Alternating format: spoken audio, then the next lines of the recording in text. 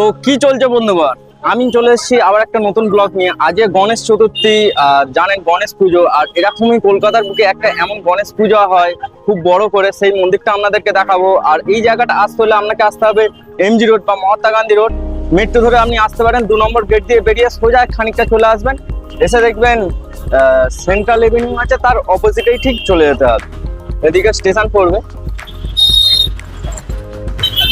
আর এই সিদ্ধিবিনায়ক মন্দিরের রাস্তা। চলুন ওপারে ধরে দেখবো, এবারে আমাদেরকে বলবো।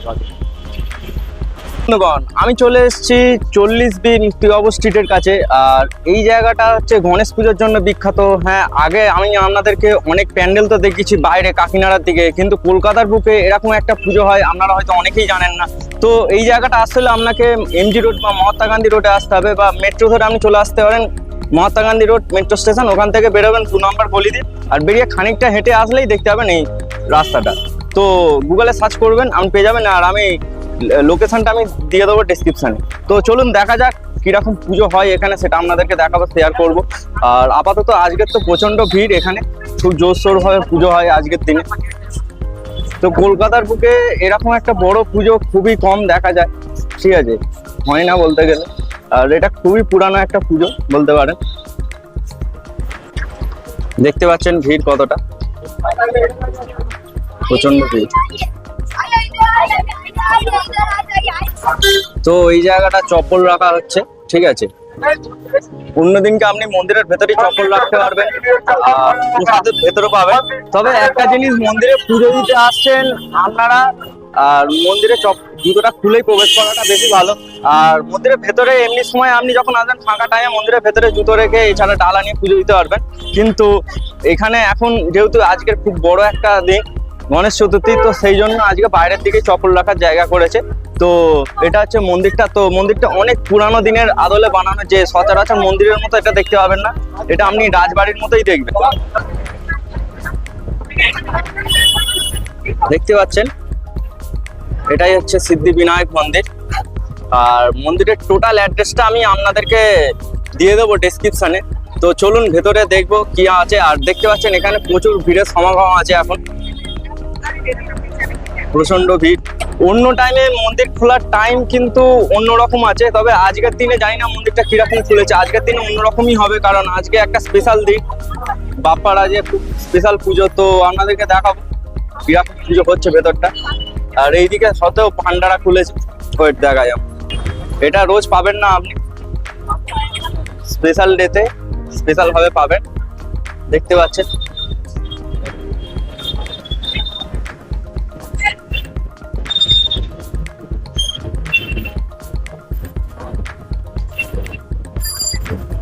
সাবেকিয়ানার ছাপ ছেড়ে গেছে, মন্দিরটা পুরো সাবেকিয়ানার ছাপ রয়েছে। দেখতে পাচ্ছেন, আপনি মন্দির না রাজবাড়ি বুঝতে পারবেন না।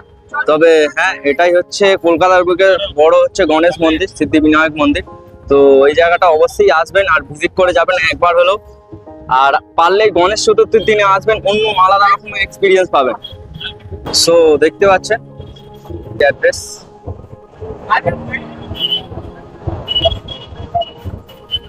আটচল্লিশ বি। তো 48B মুক্তিবাবু স্ট্রিট এই জায়গাটা, লোকেশন আপনাদেরকে শেয়ার করে দেবো। তো আপনারা আসবেন এই জায়গাটা। তো দেখতে পাচ্ছেন এটাই হচ্ছে মন্দিরে ঢোকার গেট, এটা দিয়ে আমাদেরকে ঢুকতে হবে।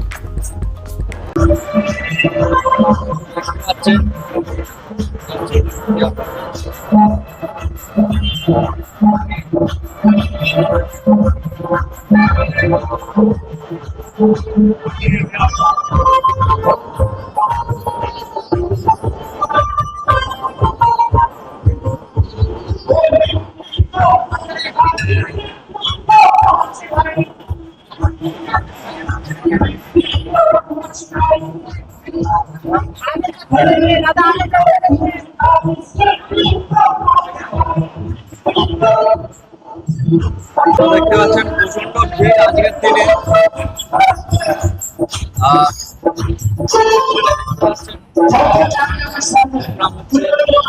আজকে খুব বড় একটা দিন,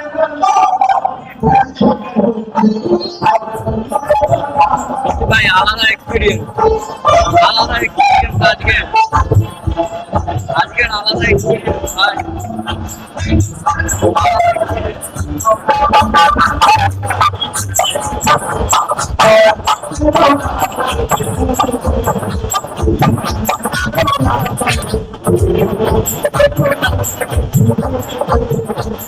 ভেতরটা আমাদেরকে দেখাবো, কত সুন্দর ভাবে সাজিয়েছে।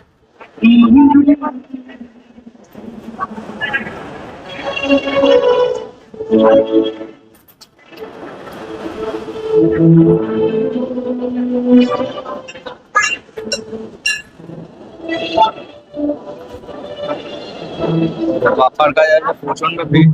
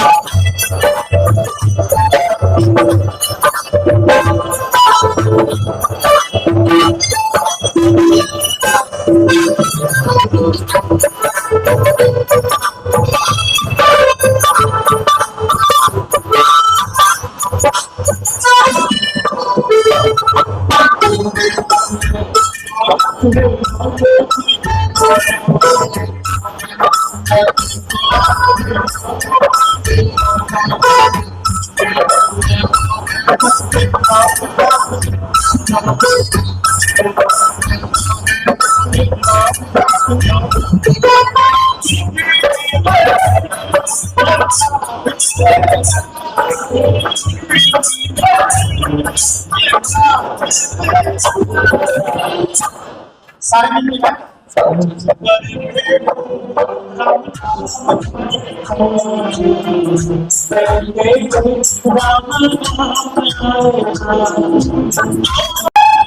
আমি মন্দির থেকে বেরোচ্ছি, তো মন্দিরের খুবই সুন্দর একটা জিনিস হচ্ছে এই সাইডে দেখতে পাচ্ছি প্রসাদ দেওয়া হচ্ছে এই সাইডে।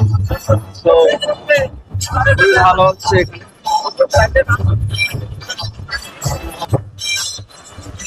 সো বন্ধুরা, এরকম প্রসাদ পেয়ে গেছি।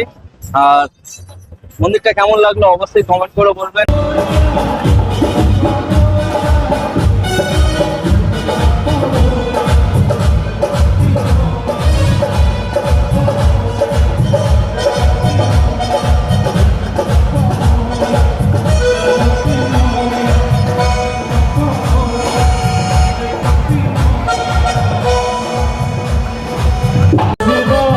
राधे राधे साड़ी में अमृत घोल रंगना, राधे राधे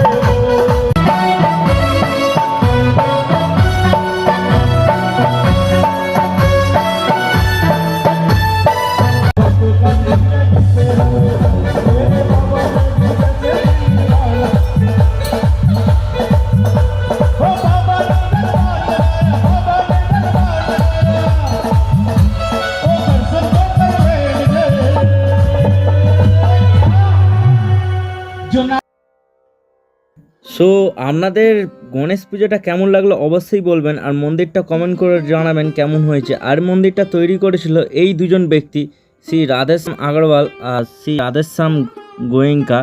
তো এনারা দুজনেই এই মন্দিরটি তৈরি করেছিল। আর আমি পেয়ে গেছি প্রসাদ, সেকেন্ডবার লাড্ডু। তো দুবার প্রসাদ পেয়ে আবার 3 নম্বর বার আমি পেলাম সুজির হালুয়া প্রসাদ। তো আমার তো খুব ভালোই লাগছে এখানে, খুব সুন্দরভাবে প্রসাদ পেয়ে। তোমাদের কেমন লাগলো অবশ্যই বলবে। তবে 2015 সালে যখন এই কুটিটা কিনেছিল ওনারা এটা অক্ষত রেখেই ভেতরে মন্দিরটি তৈরি করে। আর কুটিটা দেখতে পাচ্ছ পুরো সাবেকিয়ানার ছাপ রেখে গেছে। সো সত্যি একটা ঐতিহাসিক নিদর্শনের পাশাপাশি একটা খুবই সুন্দর মন্দির আমার দর্শনে পেলাম। আপনাদের কেমন লাগলো অবশ্যই কমেন্ট করে বলবেন। এই জায়গাটা কখনো এসেছেন কিনা সেটাও জানাবেন কমেন্ট করে। আর গণেশ চতুর্থীতে এই জায়গায় এসছেন যদি অবশ্যই কমেন্ট করে বলুন কেমন লেগেছে আপনার এই সেলিব্রেশন। আমার তো সত্যি খুব ভালো লেগেছে। সো নেক্সট আসছেন তো এই মন্দিরে, একদিন সময় করে চলে আসুন বাড়ির লোককে নিয়ে এই মন্দিরে। সো কমেন্টে আপনারা কেমনভাবে গণেশ পুজো সেলিব্রেট করেছেন সেটা আমাকে বলবেন। আর পারলে আপনাদের আজকের এক্সপিরিয়েন্সও শেয়ার করতে পারেন। তো ভিডিওটা ভালো লাগলে অবশ্যই লাইক করবেন আর সাবস্ক্রাইব করে পাশে থাকবেন, যাতে আরও মোটিভেশন পাই এরকম ধরনের ভিডিও আরও আনতে পারি। আর চলে আসুন একদিন, সত্যি আমি মন থেকে রিকোয়েস্ট করছি যে একদিন আসুন, মন্দিরটা দেখে যান। এইরকম সেলিব্রেশন আপনি কখনো দেখতে পাবেন না। আশা করছি ভিডিওটা দেখে আমাদের খুবই ভালো লাগছে সেলিব্রেশনটা। আমার তো সত্যি মানে এখানে না আসে আপনি বুঝতে পারতেন না আজকে যে কত সুন্দর এখানে একটা এক্সপিরিয়েন্স করলাম আমি। তো চলে আসুন, সত্যি বাড়িটাও সুন্দর। আর সো বন্ধুরা, ভিডিওটা কেমন লাগলো অবশ্যই কমেন্ট করে বলবে। আর এই মাত্র আমি মন্দির থেকে বেরিয়ে এলাম, ওখানে খুব ক্রাউড ছিল বলে একটু বেরিয়ে এসে ভিডিওটা করছি। আর ভিডিওটা ভালো লাগলে একটা লাইক করে, মন্দিরটা কেমন লাগলো অবশ্যই কমেন্ট করে বলবে। আর পুরো একবার হলো একবার এই মন্দিরটা ঘুরে যাবে, খুবই কাছাকাছি মহাত্মা গান্ধী রোডে। আপনি যে কোনোভাবে আসবেন, এসে 48B মুক্তিবাবু রোড, ঠিক আছে, ওই রোডে আসলেই মন্দিরটা পেয়ে যাবেন। তো গণেশ বিনায়ক মন্দিরটা অবশ্যই ভিজিট করুন। আর গণেশ চতুর্থীর শুভকামনা, সবাইকে শুভেচ্ছা রইল। আর ভালোবাসা দিন, চ্যানেলটা সাবস্ক্রাইব করে যাবেন, ভিডিওটা লাইক করে যাবেন ভিডিও ভালো লাগলে। চলুন দেখা হচ্ছে নতুন কোনো ভিডিওতে, নতুন কোনো